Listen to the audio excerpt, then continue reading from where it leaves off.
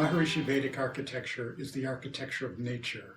It's the architecture of galaxies, of solar systems, of human physiology, of subatomic particles. And it is the principles of architecture that maintain balance and wholeness in the entire cosmos.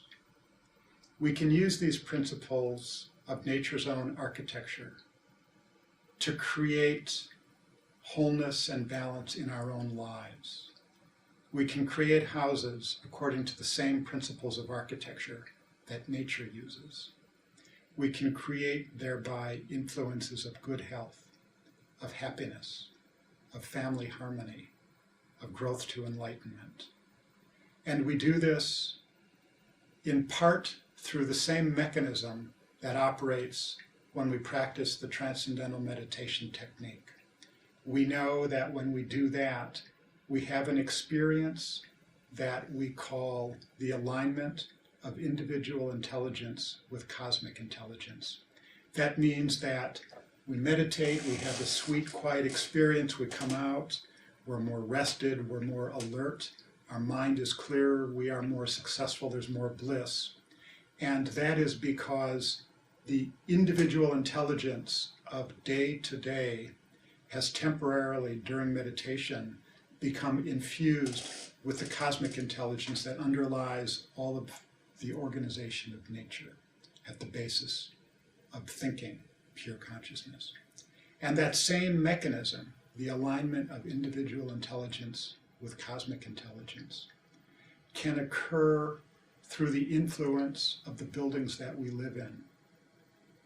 If they are organized in response to the dominant laws of nature in our environment, the sun, the moon, the North Pole, the South Pole, the planets overhead, the cosmic forces that sweep overhead from east to west, because these are the things that our brain has evolved in the presence of. It turns out that brain coherence, that the degree to which cells in the brain communicate with each other, different parts of the brain, vary depending upon the direction that we face. We are actually orientation-sensitive machines. And what we understand is that we have maximum coherence when we face east, the rising sun, the direction from which the celestial influences pass across the surface of the earth. And so when we design a Maharishi Vedic home, we design it, for example, so that the head of the bed is to the east, because we spend a third of our lives in one orientation, sleeping in our beds. And if that third of our lives is with head lying down to the east, then we have maximum brain coherence. And it affects our neurochemistry, it affects the level of stress hormones in the physiology, it affects our behavior, and in a good published medical peer-reviewed journal article, it was demonstrated that the direction in which we sleep affects our mental health, affects depression and anxiety levels. And so this is one example of one of the ways in which we use the laws of nature's own architecture in the architecture of our own houses, so that the house becomes a machine for our own ideal living. Another principle is that the sun, the dominant force of natural law on this planet, has different qualities of energy over the course of the day, and we place different functions in a house in the appropriate place so that it will be supported by the appropriate one of the differing qualities of the sun's energy. So for instance, we put a dining room where digestion will be heightened. We put our study where our mind will be focused. We put the living room in a place that promotes conviviality. Then natural law supports our living in the house. Another principle that we understand is that while sunlight from all directions is nourishing to us, east light is the most healthful. East light is rejuvenating.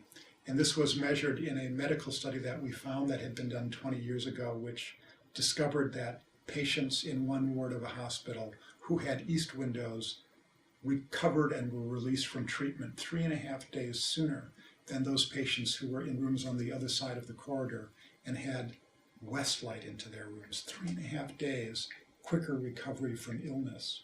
And so we design houses to maximize east light into them for our own health in Maharishi, Vedic, or Vastu architecture. Another thing that we do is we face the house in the direction of the rising sun. The direction the house is oriented has differing effects upon us. And those directions that are completely nourishing are the house facing to the east or to the north. And so a Maharishi Vastu or Maharishi Sthapatya Veda home faces east or possibly also north. And it's very easy to measure the effects of differing home orientations. There have been studies that have discovered that mental health correlates with what direction a house faces.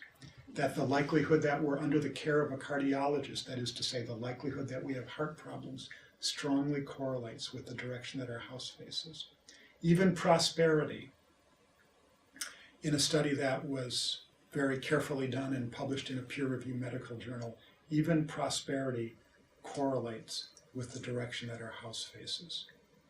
And this is knowledge which has been known by many civilizations around the world throughout history.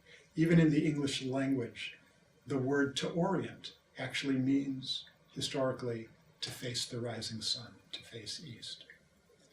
Another element of Vedic architecture is to use the proportions and measurements of nature to create an influence of coherence and balance.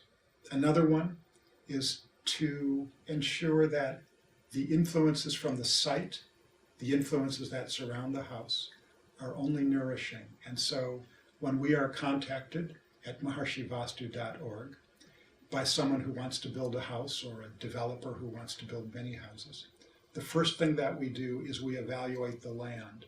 We help them to select land that will have only nourishing influences. This is very important. There are other things which are elements of Vedic architecture, of Maharishi Vastu architecture to support success, good health, and growth to enlightenment. Such things as having plenty of fresh air, having cross ventilation, having lots of sunlight in rooms, building of natural and non-toxic materials so that houses do not poison us. Common sense things, but they can be forgotten. We do not want to forget and make those mistakes.